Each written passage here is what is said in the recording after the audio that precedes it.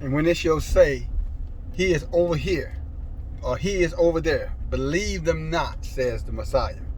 For there shall be many false prophets and many false teachers, and they shall lead many people astray. Greetings, Judah. DFG here, Gideon's Flight. Hey, first let me start off by asking you to kind of excuse my cough. You haven't heard from me for the over the last few days because between allergies and I would like to think, probably some type of flu, cold. It's just really, had your brother, down, for a minute. But I'm a lot better now, and and we're gonna keep on with the mission of Elohim. All right. So thank you for your patience. Thank you for hanging in there. Waiting for me to come back. That being stated, that particular verse of scripture that I just quoted to you, Matthew 24, 23, and 24. That was always interpreted by me, throughout most of my growth, as a man of Israel, as a teacher inside of Israel. I always saw that as just specific. So it's not going to be long, you can already tell. But I'll come back, when, it gets better. But I just wanted to share this with you. That is not specific to religion.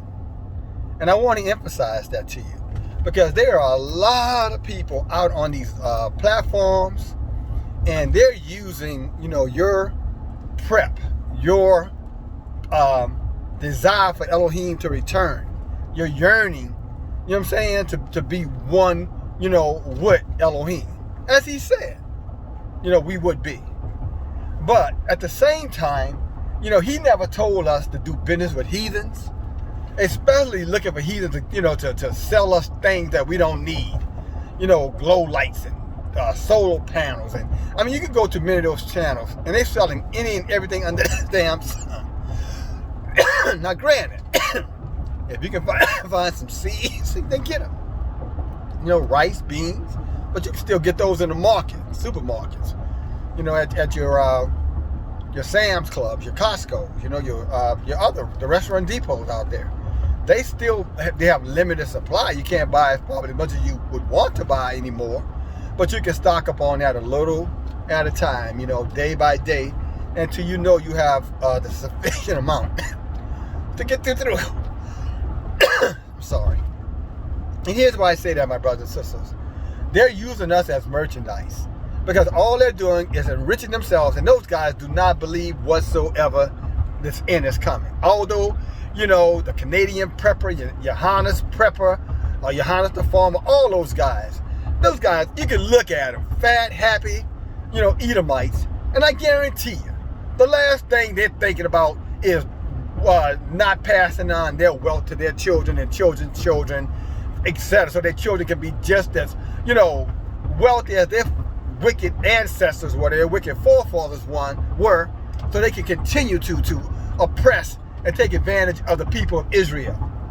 Because more than anyone else, we tend to be the targeted group whenever these Edomites want to start doing their little exploitation tactics. So when Yeshua warns us of those false prophets and false teachers, he's talking also about those guys. Because those guys, they come with this thin veil of almost, using their damn word godliness. You can tell. Because they're coming, they're calm, and and you're not really care, and I love you, and and this is something you want to be thinking about. If you read the titles of their message and then you go and listen to the actual message, unless you got a strong stomach, you feel like you want to just regurgitate. Because the message has not a damn thing to do with what they're actually out there trying to do. They don't tell you, hey, come over to this channel so we can sell you a bunch of shit you probably never going to have a chance to use. No, they don't tell you that. How about telling them devils, how about, here's a better one. Why don't Johannes, the farmer, or whatever the hell he calls himself, and Canadian prep and all these other, why don't they get on there and show us how to get them damn guns they got? The guns they won't show you. how to get ammo, how to use the black market to get ammo. How about that? How to get camouflage equipment. Huh? How about that? Shoveling tools. Other forms. How about showing us clear and convenient and deadly self-defense tactics? So they're not going to do any of that because that is not, protocol when it comes down to exploiting Judah. What they want Judah to do is just get preoccupied, listening to, their lies and their lies. That's why Yeshua say don't listen to them, don't believe them, don't go. And just to keep our mind off of, when this thing ends, ain't nobody surviving this. When your brother tells you about grabbing things, it's just so that you can sustain yourself till Yah returns. If you are the elect. Remember, all of us are not going to get there. 2/3 of our people are not going to make it. That's the book. All right? That is the book. There's nothing you can do about it, nothing I can do about it. But he made that crystal clear. So he ain't telling us, he never said, go out and, again, build you a big old camper, in the mountains so that, when they start dropping bombs, you can come out of the mountains. Oh, there's a message in the book about hiding in the mountains. But that's Yah bringing fire and brimstone on their asses, hiding in the mountains from which they came. But that is not the message for us, my brothers and sisters, is what I'm saying. And far too often you just hear these guys, and it even frustrates me, because you're sitting there, you're like, these guys are going to do this, pull the same shit every single day. Sell you the, you know what I'm saying? This is about to happen, this is going to happen, this is going to happen. Never use the Bible. By the way, they don't get our book out. This is going to happen, it's the end. So they go, and you know why they don't get the book out? Because that book will catch them in every kind of lie you can think of. Because one of you brothers and sisters out there will say, well, wait a minute, I heard what you said, but what about Revelation chapter 13 verses 14? How does that line up with what you're saying? And at that point, they're not going to talk anymore. That conversation is going to end right fast. But they're there as distractors. They're enemy of Elohim as well, my brothers and sisters, is what I'm saying. So come out from among them too. Do not associate yourself with them. You follow me? Now, if you find a channel out there that can surely tell you how to get the things that you couldn't get, again, weapons, like talking about it. I'm not talking about a 38 or 40 caliber. You know what I'm saying? I'm talking about, automatic weaponry. And more than one or two. Let's next time you go to one of those channels, just push back and say, well, can you do like the next 20 messages on where you get all your weapons from and how can we have access to those weapons without having to go through you so you can mark it up to enrich yourself at our expense since you are our brother, like they say many times, because they love us. See where that goes. See where that goes. I know it's going to go absolutely nowhere. Because again, for the government to allow them to get on these platforms and say the things which they say, and they never get strikes, channels never get taken down, but they never talk about anything that will be meaningful to us, at least in terms of coming out from among them, and and to ensuring that one is in the place that Elohim has commanded him or her to be, when he does come. Because the book tells us also in Matthew 24, that, he's going to come real fast. He's going to come like lightning. And he also going to come at a very time they don't think not. That they don't think he is, I'm sorry. So what I say to you, my sisters and brothers, you know what I'm saying? When you're looking at who these false teachers, false prophets are, remember, some of them are hidden in a different kind of wolf. You got foxes. You got lynx. Excuse me. You got wolves, bobcats, cougars.